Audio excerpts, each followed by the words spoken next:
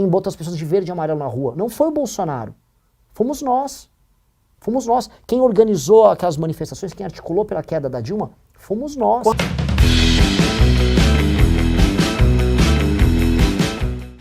Você é um dos maiores críticos do Bolsonaro. Você considera ele verdadeiramente de direita? Eu acho que ele é de direita. Eu acho que ele é de direita porque ele é uma figura brasileira de direita, né? E esses conceitos, eles são adaptáveis às circunstâncias da nação. Ele é um homem de direita. Agora, eu acho o Bolsonaro um homem não só ideologicamente confuso, eu acho que ele é um cara... O Lula também tem esse problema. Tem uma falta gigantesca de curiosidade intelectual nele. De querer entender de onde vem a ideia dele, de onde vem o pensamento dele, o que motiva ele. O Lula uma vez falou que, eu não leio livro, eu tenho preguiça enorme de ler livro, tentei uma vez ler um livro e não consegui. Tá, então assim, você nunca vai se aprofundar sobre o que você gosta se você não lê sobre aquilo que você gosta. E eu sinto a mesma coisa do Bolsonaro. Essa falta de curiosidade verdadeira impede ele de ser um líder bom. Você considera ele o maior líder da direita hoje? Eu não considero ele um líder. Esse é o primeiro problema. Ele é a maior figura de direita. Então tudo bem. Se eu substituir o nome, então, você considera ele o maior nome da direita hoje? Sim, com certeza. E você vê alguma coisa positiva no governo dele? Eu vejo, vamos dizer, coisas positivas que passaram. O marco do saneamento básico foi importante. A reforma da Previdência, ainda que ele próprio tenha meio que trabalhado contra no começo, a reforma da Previdência foi muito importante. Eu vejo que a gestão do Moro com ele, que foi no fim na gestão dele, na parte de fronteiras e combate à entrada de drogas, esses fizeram um trabalho melhor do que os governos anteriores. Mas acho que não tem muito mais do que isso. Assim. E o movimento que ele criou? Porque a gente não falava de direita, a gente vem de uma geração que, por exemplo, eu votei no Serra, no Alckmin e no Aécio porque era o não PT.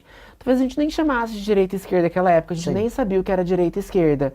E ele apresenta para nós. Você reconhece isso? Nesse ponto não. Nesse ponto não porque eu vivi isso. Eu fundei o Movimento Brasil Livre em 2014. Tá. A gente começa as manifestações contra Dilma Rousseff se definindo de direita sem depender do Bolsonaro. O Bolsonaro estava rodando ao largo lá no Super Pop, ele estava começando a virar o fenômeno do Bolsonaro. Então houve o surgimento dessa direita brasileira que deve muito ao Olavo de Carvalho. Ele foi uma figura muito importante nisso, intelectualmente. Há o surgimento dos movimentos liberais, libertários, estavam acontecendo.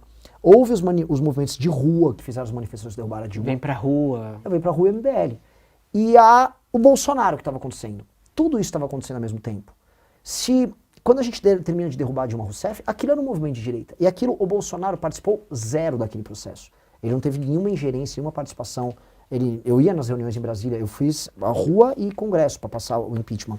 E o Bolsonaro nunca existiu nisso aí. Onde nasce o fenômeno Bolsonaro? O fenômeno Bolsonaro é muito parecido com o fenômeno do Trump. Ele é um fenômeno de identidade, é um fenômeno identitário. Igual a gente estava falando do movimento LGBT, não sei o quê. O Bolsonaro é um fenômeno identitário. Ele é um fenômeno identitário, vamos dizer, eu acho que é etário, do homem comum. O homem comum que começa a ver um mundo moderno que tem um sistema de valores diferente dele e que começa a se rebelar contra a imposição que vem da televisão, que vem do judiciário, de um modo de vida que ele tem asco. Então ele começa a ver a agenda de valores, a agenda, por exemplo, a agenda trans, a agenda racial, feminismo, aquilo invade o filme que ele assiste, aquilo é pró-bandido, ele começa a ver e fala assim, eu quero alguém igual a mim. E quem representa esse alguém igual a ele? O Bolsonaro. O Trump fez isso também. E aí a forma como tanto Trump como o Bolsonaro zombavam desse sistema encantava essas pessoas. E aí o Bolsonaro, o que aconteceu? Enquanto estava tendo impeachment da Dilma, o surgimento de um discurso novo, paralelamente ele estava focando em construir a imagem dele como representante disso. Mas você acha que isso foi intencional ou foi orgânico? Você acha que ele tinha noção do que ele estava fazendo? Eu acho que o Carlos Bolsonaro tinha noção. E a gente tem que, assim, dar... crédito. Sim, a César que é de César. O Carlos Bolsonaro, eu acho que ele era louco. Louco, Pinel. Só que loucos, às vezes, têm lapsos de genialidade na loucura deles, né? O Van Gogh cortou a orelha. O Carlos Bolsonaro via, e eu acho que essa é a parte psicológica mais interessante. O Carlos Bolsonaro tem o pai tatuado no corpo. O Carlos Bolsonaro via o pai como algo muito maior do que o pai realmente é. Ele idolatra o pai. Sempre idolatrou. E aí, então, quando surge a ideia de Bolsonaro mito, diferente de todo mundo, ele acreditava realmente que o pai era um mito. E o pai não é. O pai é um homem mortal comum, um homem fraco em muitos termos. Só que ele ajudou a moldar nas redes a imagem que ele tinha. Então foi uma construção muito sincera que ele fez. E as pessoas compraram aquilo. E as pessoas compraram o Bolsonaro do mundo das ideias, vamos dizer, o Bolsonaro imaginário. E esse Bolsonaro imaginário é uma figura encantadora. Só que entre o Bolsonaro imaginado pelas pessoas e o Bolsonaro real, existe uma diferença muito grande. Assim, ele dá uma aula de como construir imagem. Sim. Você traz alguma coisa como inspiração pra você? Por ser na sua geração, por você ter visto o fenômeno Bolsonaro nascer, você traz alguma coisa na sua trajetória disso? Eu vi isso acontecer, né? Eu vi isso de fora acontecer. Pra mim, não, porque eu já sou da nossa geração, em que a característica principal da geração millennial é a autenticidade. Você precisa ser autêntico. E aí eu não acredito na construção, tanto que eu não mudo quem eu sou na campanha. Eu tenho uma banda de rock, eu vou ser o cara da banda de rock. Eu tenho opiniões polêmicas sobre algumas coisas, eu não vou alterar. Por exemplo, Renan, como é que vai ser seu jingle? Aí todo mundo quer um jingle, quer um forrozinho. Eu falei, não vai ter forrozinho na campanha. Mas não vai ter forrozinho na campanha. Você quer o quê? Eu quero uma música que eu goste. Não sei qual vai ser o gênero, mas tem que ser uma música que seja boa. E você vai cantar? Vou. O jingle? Eu vou compor o jingle, eu vou tocar o jingle. Eu vou nos lugares e eu vou tocar o jingle. Eu acho que tem que ser, eu quero ser o mais autêntico possível. Eu não consigo fazer nada na vida que eu não aprove. Por exemplo, eu sou um ótimo cozinheiro. Se eu for comer uma comida que eu sei que eu faria melhor, e tô no restaurante e tô pagando, eu vou ficar puto com o restaurante. Se eu vou ouvir uma música, eu quero que a música seja boa. Se eu vou fazer alguma coisa, eu quero que seja uma coisa que eu possa consumir. Essa é a minha regra. E isso é muito da nossa geração. Assim. Mas eu vendo você falar, eu lembro do Pablo Marçal. Pelo amor de Deus, tá me Mas ofendendo, essas não te fiz nada. ideias, Que ideia? O Fábio mas Marçal é essas fake. ideias, mas vem cá. Por exemplo, vou te dar um exemplo, tá? Tava no final de semana da eleição. O cara quer se destacar. Vou correr 70 quilômetros em São Paulo. E a televisão acompanhando o cara. Mas que eu tenho Ele ganha todas as mídias do país, porque é uma ideia criativa. Não, mas Porque é uma ideia criativa que sai daquele molde tradicional de campanha política. Então você tinha o M. Aquilo, o Brasil toma. Então, assim, essa ideia que você me falou é uma ideia sensacional. Super criativa e diferente. Do jingle? Você compor seu jingle, você tocar seu jingle e você cantar o seu jingle nos lugares que você vai, nos lugares que você passa. Me passa a ideia de uma pessoa jovem, uma pessoa criativa, uma pessoa que pensa fora da casinha. E a gente teve essa aula em 2024 que funcionou muito bem, né? Não existia debate em 2024, existia o debate de São Paulo. Era Metrópolis, era Globo, era UOL, era Folha. Todo mundo transmitia o debate de São Paulo. E o povo assim, vidrado no debate de São Paulo. Eu vendo essas ideias criativas, na hora me vem a campanha de 2024 de São Paulo. Mas você entende que isso daqui sou eu? Sim. Não, o que eu quero dizer que sou eu o Pablo Marçal, ele entendia os gatilhos de atenção na internet. Eu não tenho a menor ideia se o meu jingle vai funcionar bem como gatilho na internet. O que eu quero dizer eu topo errar. Tá. O Pablo Marçal era uma máquina de acertar em termos de atenção. Eu topo errar. E eu tô disposto a fazer o erro porque o que me interessa é ser... Eu vou dar um exemplo. O Pablo Marçal, ele entendia que ele não podia brigar com os Bolsonaro. Eu não ligo pra isso. Tá. Eu não ligo pra isso. O Pablo Marçal não liga pra autenticidade. Tanto que o Pablo Marçal, ele ensina as pessoas como parecer alguém de sucesso. Sim. O Pablo Marçal, ele fez todas as harmonizações faciais possíveis. Falar, Renan, seu dente é feio, eu vou ficar com meu dente feio na eleição. Eu não ligo. Renan, seu cabelo, meu cabelo é mesmo. Então, meu lance eu vou ser original. Ele podia ser original para aquela eleição também. Só que eu quero ser autêntico. Eu acho que é isso aí. Eu acho que é talvez isso que lembre, né? Sim, porque o que lembra ambos são fora da caixa. E jovens. E ambos têm uma energia muito grande e eles impactam simplesmente fazendo o que os outros não faziam. Mas para muito por aí. Porque realmente, assim, tudo que nós fazemos, e não só eu, né? Eu falo do grupo, você vai entender uma coisa, assim. O meu grupo é formado por artistas, antes de políticos. Meu irmão, os fundadores, meu irmão é cineasta. Outros fundadores, que era o Pedro Deirô, ele foi um músico muito de sucesso. A gente estava falando em LGBT aqui, ele foi um herói do universo gay até os anos 2000 e poucos, com a banda Bonde do Rolê. Ele foi o produtor da Pablo Vittar. Ele foi um dos criadores da Pablo Vittar. Ele compôs com Caetano Veloso. A gente sempre foi, eu sou compositor. Então, uma pessoa que vem com um viés artístico, a originalidade e a subjetividade dela conta muito. Porque você é um compositor. Então eu vejo política como arte. Então eu quero fazer uma coisa marcante, muito própria. E eu não quero perder isso. O Pablo, ele quer fazer o que funciona. Então ele quer entender assim, como gravar um vídeo, como é que funciona um bom corte, como eu me visto da maneira ideal para estar presente aqui e ter o melhor impacto possível. Eu não sou esse cara. Nesse ponto é completamente diferente. Entendi. Agora vamos lá. É uma das grandes críticas da direita hoje é o judiciário. Você enxerga que teve excessos no julgamento do Bolsonaro? Sim, Você não nega isso? nunca neguei. Na verdade, eu tenho, assim, uma... Bom, prossegue. Não, é porque é uma das grandes críticas hoje é o Supremo. Sim. E se você enxerga essas críticas que a direita faz ao judiciário? Vou até apimentar mais. A crítica a direita faz a mim também, pelas minhas posições sobre o próprio judiciário, sobre o próprio Bolsonaro. Quais posições? Vamos lá. Eu acho não, eu tenho certeza que o Bolsonaro tentou gestar um golpe durante o mandato dele.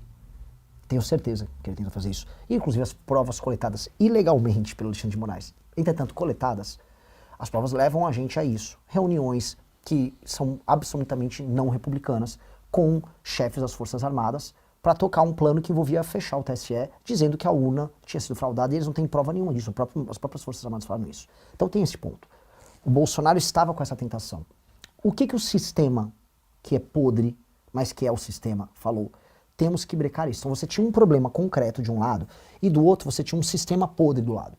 No fundo, se você perguntar para um apoiador do Bolsonaro que ficou na frente do quartel, e veja, as pessoas foram para frente do quartel por quê? O que o quartel faz numa democracia? Elas foram no quartel porque elas queriam que os militares agissem. Ninguém vai para frente do quartel pedir, por favor, faça uma consultoria, uma Não, tudo auditoria. bem, mas assim, pra mim aquele movimento foi muito orgânico. Não, pera. Orgânico, ele foi porque as pessoas foram pra lá. Sim. Dito isso, a motivação das pessoas é em cima de um chamado que tem. E o chamado que tinha é, a urna foi fraudada, façam algo. O Bolsonaro vinha, minha caneta é pesada. O que ele quer dizer que a caneta é pesada? Quando ele falava da caneta, o pessoal ficava falando da caneta, é do tipo, ele vai fazer uma GLO, ele vai fazer uma intervenção, o famoso artigo 142, que essa turma ficou pedindo pra ele fazer há muito tempo. Tá, mas você acha que o TSE, ele foi parcial durante Acho as que ele foi eleições de parcial. 2022? O que eu quero te falar, Firmino, é que assim, essa raciocínio é muito importante. Mas aqui. e que todas aquelas vezes que tentavam calar o Bolsonaro? Não, pera. Pera aí, que não pode falar que o Lula fez isso. Foi absurdo. Não pode falar Fizeram que o não só Lula com é ele, amigo de não sei fizeram quem. isso com o Brasil Paralelo também. Pois é, então, mas assim, você acha então que o TSE foi parcial em 2022? Acho. Só que é muito diferente falar que a urna foi fraudada. É esse o ponto, Firmino. Firmino, eu não posso pecar pela imprecisão. Eu tenho que ser preciso. Eu não tinha nada a ver com aquela briga. Eu não gosto do STF. Meu grupo político foi o primeiro a pedir ministro do STF de todo mundo. Contra o Marco Aurélio ainda no impeachment da Dilma. Eu fui aluno do Alexandre de Moraes. Eu fui aluno do Lewandowski. Eu conheço essas pessoas. Eu fui aluno, tive aula na faculdade de Direito da USP. Você é advogado? Não me formei. Larguei a faculdade e fui ser empresário. Tá. Mas eu estudei na melhor faculdade do Brasil de Direito e eu conheço profundamente essas figuras. Eu sei como eles pensam, eu sei como eles agem. Eu não gosto deles. Agora, eu tenho que entender quem é o Bolsonaro, eu tenho que entender quem é ele, o que ambos estavam fazendo e por que isso tudo foi uma desgraça para todos nós. O Bolsonaro não queria governar e o Bolsonaro tinha essas tentações. E a gente não pode negar as manifestações que eram chamadas. Tinha uma manifestação de 2021 que chamava Eu Autorizo. Autorizo o quê? Todos eles estavam falando. Autoriza que é uma GLO. Autorizava a ideia de um artigo 142, uma intervenção militar. Essas coisas estavam no vocabulário geral. E aquelas pessoas que foram mobilizadas aí para frente dos quartéis acreditavam que, após perder a eleição, a última coisa que restava era o Bolsonaro anular as urnas. Saiu, isso tem provas, do Palácio do Planalto, todas as discussões sobre aquela ideia de um argentino que falou que a urna foi fraudada e que aquilo era tudo mentira. E isso esquentou uma massa de pessoas a achar que o Bolsonaro faria algo. Pois bem, meu ponto com o Bolsonaro é, ali ele errou. E as pessoas que participaram deste conluio têm que sofrer punição, porque em qualquer democracia no mundo tem que sofrer punição. Mas se o Lula... Pera, deixa eu terminar o raciocínio. O TSE, é uma coisa, o TSE agiu com imparcialidade na parte de redes sociais. Com parcialidade, desculpa. Agiu. Eu tenho certeza disso. E o STF usava um inquérito ilegal para perseguir pessoas. Estamos nessa mesma página. O Bolsonaro, portanto, a meu ver, cometeu crimes? Cometeu. Ele teve um julgamento justo? Não. Veja como é difícil essa história. Você reconhece nulidade no julgamento dele? Inteira. Eu reconheço nulidade das pessoas do 8 de janeiro. E eu não acho que sequer que o Bolsonaro foi responsável pelo 8 de janeiro. E vem cá, e você é a favor da anistia aos presos de 8 Eu de sou a janeiro? favor da dosimetria, que eu acho que é a melhor solução de todas. Mas você não acha que eles deveriam ser punidos por vandalismo só? Porque tá gravado. Entraram lá, depredaram, quebraram. Eu reconheço vandalismo ali, mas eu não reconheço atentado contra o Estado de Direito. Eu reconheço o atentado contra o Estado de Direito. Por quê? Porque, vamos lá. Vocês acham que eles tinham condição de fazer alguma coisa ali? Olha só, o que eles queriam, isso está demonstrado. Essas pessoas estavam, no geral, na frente dos quartéis. Primeiro que essas pessoas foram alvo também de um truque, tá? Nosso deputado Kim Kataguiri demonstrou, logo em 2023, ele teve acesso a e-mails que vazaram para ele. E ele tornou público na CPI que Flávio Dino, todo mundo tinha ciência de que haveria uma manifestação que poderia invadir a Praça dos Três Poderes. E eles não botaram nada, porque eles se entenderam, claramente, Flávio Dino, Lula, no dia da invasão, do dia 8, não tinha nenhuma autoridade da República lá. Como é que pode, no 8º dia de mandato do Lula, tá tudo vazio? O Lula também era Araraquara nesse dia. Todo mundo saíram fora, não botaram polícia legislativa, não botaram a polícia de Brasília, não botavam nada, nem guarda nacional, não botaram nada. Deixou tudo vazio para aquelas pessoas entrarem. Porque eles sabiam que se essas pessoas cometessem vandalismo, eles tinham a faca e o queijo na mão para prender não só essas pessoas, mas prender o Bolsonaro. Era uma armadilha. E aquelas pessoas caíram na armadilha. Aquelas pessoas estavam na frente dos quartéis pedindo intervenção militar. E aquelas pessoas acreditavam firmemente que ir lá fazer não só o vandalismo, mas tomar Brasília, ia mobilizar as Forças Armadas a agir a favor deles. Então era uma crença infantil que aquelas pessoas tinham. E quer ver o melhor exemplo dessa crença? A partir do momento que chegam os militares para prender eles aplaudem. Tem imagens das pessoas no chão, sentadinhas, os militares chegaram, eles agradecendo. Olha, chegaram os militares, que bom, deu certo. Então, fala-se muito de ter alguém ali fomentando, pessoas intrusas ali fomentando esse ataque. Você acredita nisso? Eu não tenho como dizer sim ou não, mas eu não tenho como negar que milhares de pessoas entraram dentro dos prédios públicos de maneira ilegal, vandalizaram aquilo. Então, se eu falar que foi um ou outro infiltrado, eu vou estar mentindo, porque foram milhares de pessoas que entraram. Imagina assim, eu estou nos Estados Unidos, eu consigo invadir a Casa Branca. Eu vou falar, e com 2.000 pessoas eu invado a Casa Branca. Eu deveria saber que ia dar um problemaço para mim, uma questão de segurança nacional, invadir a Casa Branca. Eu não vou culpar não, foi um cara lá que me induziu. Aquelas pessoas são adultas. Mas tudo bem, são adultos, foram induzidos, e mesmo assim você acha que foi atentado contra a democracia? Mas se não for, o que mais é um atentado contra a democracia? Mas, gente, você não tem um tanque, você não tem exército, não tem uma arma. Mas você tem que entender que você tem um bastão, você tem um negócio para quebrar vidro. Mas você entende que na cabeça deles, o atentado contra o Estado de Direito deles, que estava sendo cometido, não era que eles iam fazer eles próprios uso da violência. Eles estavam mobilizando, de acordo com o plano deles, as Forças Armadas a fazer isso. Era um plano infantil. É óbvio que você não você não realiza um golpe de verdade fazendo aquilo. Materialmente, não. Mas o que é uma tentativa maluca de um grupo de pessoas que já estavam, vamos dizer, há meses na frente de um quartel, que já estavam malucas da cabeça. Aquelas pessoas estavam doidas. E eu preciso ter que entender isso dessas pessoas. Essas pessoas estavam doidas. E quem deixou elas doidas? Foi um monte de influenciador que ficou divulgando, olha, o artigo 142, não, agora vai agir, não, agora passou a 72 horas. Ficou um monte de, vou colocar aqui, influenciador picareta de direita, deixando aquelas pessoas malucas, porque dava audiência, porque dava grana, dava pra pegar doação, e aí aquelas pessoas ficaram malucas, e na maluquice delas elas cometeram um erro, que o governo Lula se aproveitou e deixou elas entrarem, e aí prendeu elas.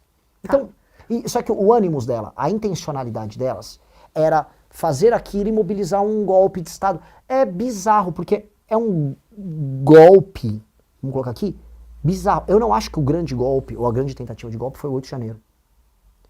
Na verdade, foram as tentativas do Bolsonaro antes de ir embora para os Estados Unidos. Mas vem cá, uma vez que a gente concorda que o TCE foi imparcial na internet,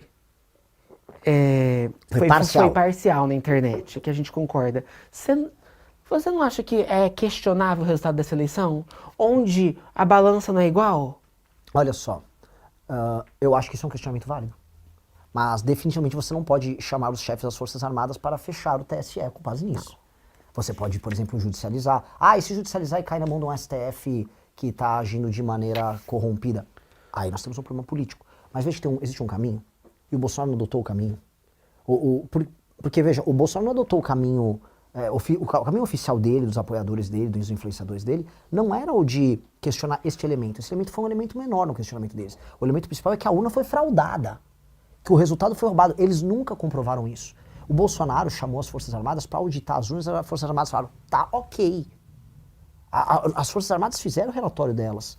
Então, só que aí, como ele não tinha esse material, ele quis levar as pessoas a crerem E ele, o filho dele, Eduardo, divulgou com um argentino que chama Semedo, uma história de que a urna, ele conseguiu ver a fraude, era mentira. Pô, foi comprovado que era mentira. Então, o problema é, pessoas foram induzidas a acreditar que a urna foi fraudada. Você acredita na urna eletrônica? Eu não sou fã da urna eletrônica, só que agora eu tenho um partido político e agora eu tenho condição de, porque por lei, de poder ver, então, checar todo o processo e entender o funcionamento da urna. Isso vai acontecer? Isso já aconteceu. E não há, tecnicamente, meios de fraudar. Eu concordo com o método? Não.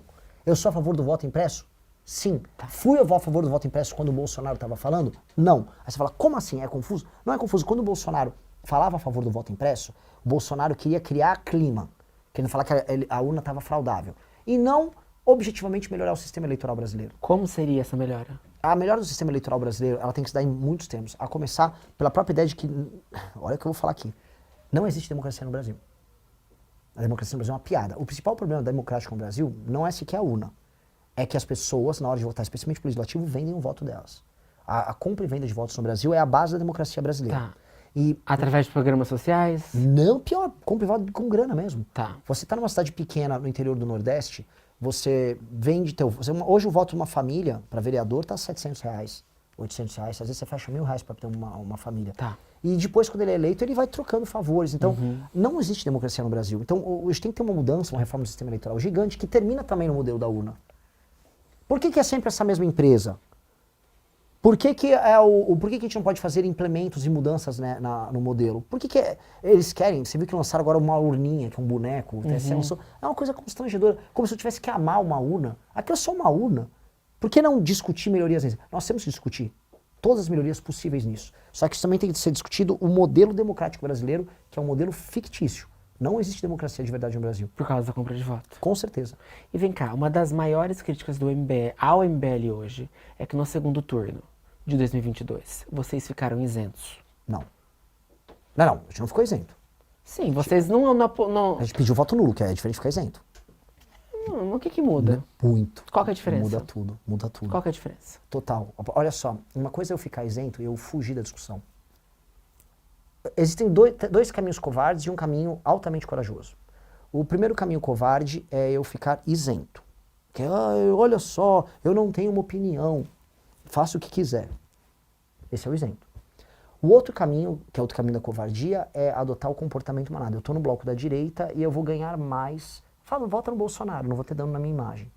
A outra coisa é falar o seguinte, são dois projetos muito danosos ao Brasil, muito ruins, que fazem mal, que são liderados por duas figuras bizarras, e que eu vou fazer oposição aos dois. Aí sabe o que acontece quando você adota essa posição? Que eu pedi? Eu apanhei de um e do outro. Eu não escolhi o caminho de tentar não apanhar de ninguém, ou de só apanhar de um lado. Eu escolhi o caminho de apanhar dos dois lados. Eu apanhei dos dois lados. Mas um lado não tem expectativa de apoio. Imagina, não de apoio, mas um lado gostaria muito de me ver servindo aos interesses de destruição do Bolsonaro. Eu não fiquei lá fazendo campanha pro Tá, Lula. mas você se reconhecendo de direita, ao ficar isento... Eu não fiquei isento. Tá, tudo bem. Tudo bem, vou refazer minha fala. Então, Ao pedir, ao avisar para as pessoas assim, eu não vou carregar o fardo, na minha história, de votar em algo que eu não acredito. É isso. Porque é o seguinte, Firmino. Tá, mas a consequência disso pode ser a esquerda ganhar. Não. E você é de direita. Não, quem perdeu a eleição foi o Bolsonaro. Firmino, quem soltou o Lula foi um acordo que o Bolsonaro fez com o STF. Quem colocou o Lula em campo foi ele, não fui eu. Se o Bolsonaro tivesse ouvido o que a gente falava como crítica, ele teria ganhado a eleição. Quando o Bolsonaro se comportou igual um idiota na pandemia, vamos ser sinceros, ele se comportou igual um idiota na pandemia. Ele perdeu os votos femininos urbanos. Quem perdeu o voto foi ele, não eu. Eu fiz lives e mais lives. O que o presidente está fazendo? As piadas que ele fazia, quem cometeu esse erro foi ele. Hoje, depois de 4 anos de governo Lula, você manteria o mesmo posição? Eu mantenho, porque eu sou... aí lembra que eu te falei no começo? Eu sou líder. E o líder tem que sustentar as posições, tem que sustentar o fogo. Se um dia perceber que eu errei, eu peço desculpas assim, errei. Eu não errei. E sabe o que sabe, eu vou também ajudar a gente a amarrar toda a entrevista. Por que eu estou crescendo? Porque eu fui líder de um campo que cada vez mais eu percebi que está crescendo enfim, que faz parte de uma dor do brasileiro, que é entender que a gente tem líderes ruins, líderes fracos. Então quando eu me nego a abaixar a cabeça para um ou para o outro, eu mostro o seguinte, eu estou apontando o meu próprio caminho, eu estou criando minha direção. E eu tenho que fazer isso, porque é isso que uma liderança faz. A liderança ela tem que apontar a direção mesmo quando doa. E doeu muito pra gente. A gente perdeu quase tudo. O que vocês perderam? O MBL era o maior movimento político do mundo até 2018. Não há vitória do Bolsonaro em 2018 se não houvesse MBL. Quando me culpam pro Bolsonaro não ser reeleito em 22, eu tenho que lembrar para essa pessoa que o Bolsonaro só ganhou em 18 também por causa da gente. Por quê? Quem fez as maiores manifestações do Brasil, quem tirou a Dilma do poder, quem criou a ideia de direita de massa, quem botou as pessoas de verde e amarelo na rua, não foi o Bolsonaro. Fomos nós. Fomos nós. Quem organizou aquelas manifestações, quem articulou pela queda da Dilma, fomos nós. Quando que o CBF vira símbolo do Bolsonaro? Primeiro vem as manifestações, Tá. Começa a usar verde e amarelo. Ele assume isso pra ele, e aí quando essas manifestações que nós tocávamos passaram a ser tocadas por ele, toda aquela massa de verde e amarelo vai pra ele. E aí aquilo fica associado a ele. Você se arrepende?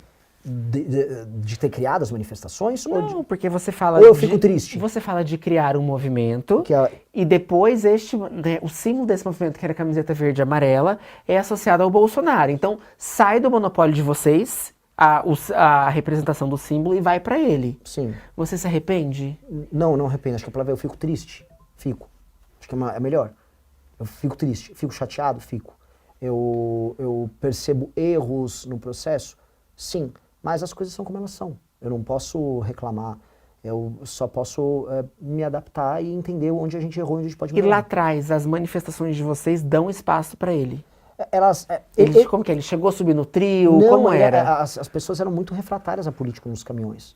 O Bolsonaro chegou a ser expulso de uma manifestação ou no Rio ou em Brasília. E aí quando ele subiu um caminhão, foi um caminhão em Brasília, que a única coisa que ele fez, ele foi chutar um pichuleco. Porque ele ia muito nas coisas fazer meme. Então, eu vou dar um exemplo. Quando eu fui ter a reunião com o Eduardo Cunha pelo impeachment, foi todas as lideranças partidárias. Eu fui nas reuniões, eu fui lá. Eu preciso convencer vocês e os líderes dos partidos todos a aderirem ao impeachment. E eu fui convencer o presidente da Câmara, que era o Cunha, fui falar com o PSDB, fui falar com o DEM. Eles foram abertos? Foi uma guerra com o PSDB, que o Aécio não queria o impeachment da Dilma. Agora o Bolsonaro não participava da reunião, aí quando ia pra coletiva de imprensa ele aparecia, botava um óculos, fazia uma pose e ia embora. E eu achava aquilo oportunista, mas assim, milhões de vezes oportunista. Outra que é oportunista, Carlos Zambelli, que é o surfista de hype. Então eles surfavam e iam embora. Aí na hora que precisava trabalhar, não tinha ninguém pra trabalhar. Na hora que precisava ralar, ninguém fazia. Dilma cai por rachadinha ou por causa do Eduardo Cunha?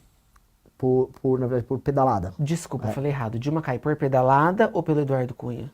Dilma, ela caiu pelo conjunto da obra e porque surge algo organizado na direita. A Dilma caiu porque... Veja, o PT já segurou crises piores. A crise do Mensalão foi gigantesca. Lava Jato, né? E aí, quando vem a Operação Lava Jato, surgem os movimentos de rua, aquilo cria as condições para que um cara como o Eduardo Cunha, que era rancoroso com a Dilma, pudesse agir. Então a gente criou as condições já. Foi isso que a gente percebeu. Quando eu conversei a primeira vez com o Eduardo Cunha, eu vi o rancor dele no olho dele. Eu vi um olhar de um homem pronto para uma vingança. Eu falei, é aqui que eu vou trabalhar. É aqui que eu vou trabalhar. E vem cá, num eventual segundo turno entre Lula e Flávio, você se manteria nulo também? Eu não penso e nunca pensei numa hipótese em que eu não estaria no segundo turno. Eu juro, assim, seria um desrespeito muito grande para trabalhar com as pessoas que estão nas ruas comigo. Isso não é fugir da pergunta. É porque se eu começar a aceitar isso, eu já aceitei a derrota. Eu comecei e eu dava essa mesma resposta quando eu tinha 0,5%. Agora vai ser uma pesquisa Atlas, eu devo estar próximo dos 10 já. E eu preciso chegar em agosto com mais de 10 para eu poder superar o Flávio. Eu não posso permitir que as pessoas me vejam como um líder que trabalha com a hipótese da derrota. A única coisa que vai acontecer se eu perder é que eu vou sozinho, claro, acho que, sei lá, chorar, porque eu lutei muito por isso. E não Ao consegui. que você atribui essa ascensão das pesquisas? Porque eu trabalho uma coisa muito diferente, que é a imaginação. As pessoas estão muito derrotadas no Brasil. As pessoas chamam o Brasil de bostil. As pessoas estão imigrando para fora, estão emigrando, né? Estão indo embora para outros países. As pessoas acham que a vida não vai dar certo aqui. O clima no Brasil é muito negativo.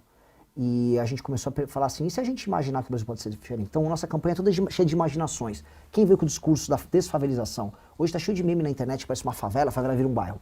Começou comigo, começou numa live que eu fiz, porque eu comecei com o Plano Nacional de Desfavelização, com as propostas nossas.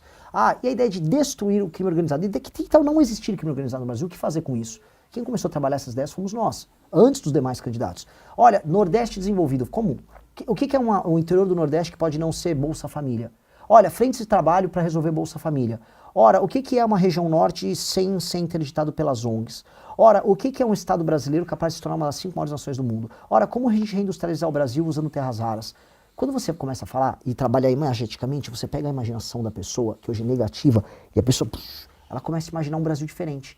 E tudo que uma pessoa precisa na vida é de um sonho. Você pode estar quebrado, você pode estar sem dinheiro, só que se você tem um sonho, o sonho te leva. Se tirar o sonho de um homem, de uma mulher, você matou ela. E o brasileiro é essa pessoa sem sonho. Quem está comigo não está indo porque eu estou brigando com o Lula ou com o Flávio. Eu faço uma aposta, quando todo mundo está assistindo. Se assistir os meus vídeos, pega os últimos 30 vídeos. Quantos são vídeos batendo no Lula, quantos são no Flávio e quantos são vídeos de eu falando sobre Brasil? 60%, 70% eu falando sobre Brasil. E por que que fica quando você bate? Porque é o que dá notícia para a imprensa, mas não é o que me gera o eleitor. Porque o eleitor está vindo... Eu vou dar um exemplo. Meus maiores vídeos não são sobre porrada no Lula e no Flávio.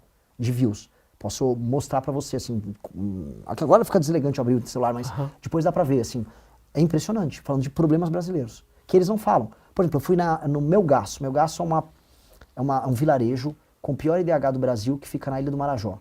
Melgaço é horrível, é um inferno na terra. É um lugar que fica permanentemente em 40 graus em todos os dias do ano. As pessoas vivem em palafitas, elas bebem água contaminada com cocô. Todo mundo tá no Bolsa Família, as pessoas todas têm barriga d'água e a altura média das mulheres é 1,40 m. Eu entrevistei uma senhora que tem 8 filhos e eu chamava ela, né, uma vovozinha, ela tinha minha idade. Eu tô jovem, ela era uma vovozinha, cara. O que eu quero dizer, o vídeo dela e o vídeo da família dela, porque a família dela consistia de um marido bêbado, que ficava bêbado às 4 da tarde, eu filmei o marido bêbado. Dela com 8 filhos, todos no Bolsa Família, um deles preso já, envolvido com crime organizado, e uma das filhas menores de idade de 15 anos grávida. Esse Brasil, mundo cão, quando você mostra para as pessoas, o que todos os vídeos eu faço? Eu falo o problema e apresento minha proposta. É isso que está me fazendo crescer. Eu estou viralizando por causa disso. Posso te dar um outro exemplo? Fui para Belém. Eu não vou em Belém xingar a esquerda em Belém, que também é a coisa mais besta, essa briga de ficar brigando de esquerda e direita. Por mais que eu tenha graves problemas com a esquerda, eu vou em Belém numa favela, eu vou mostrar o descaso, eu vou mostrar como é que dá para resolver a favela. Aí, só porque eu falei que Belém era uma zona de guerra, eu recebi agora uma moção da Câmara dos Vereadores de Belém de pessoa não grata em Belém, uma moção de repúdio. E aí tá todo mundo em Belém falando de mim. E aí eu cresço em Belém, eu não precisei falar do Lula, não precisei falar do Flávio, não precisei falar de ninguém. Eu falei de um problema e apresentei uma solução. Então você atribui seu crescimento aos seus vídeos de propostas, resoluções. E de aventuras em resolver o Brasil. Gostou do vídeo? Deixe o gostei, se inscreva e até a próxima.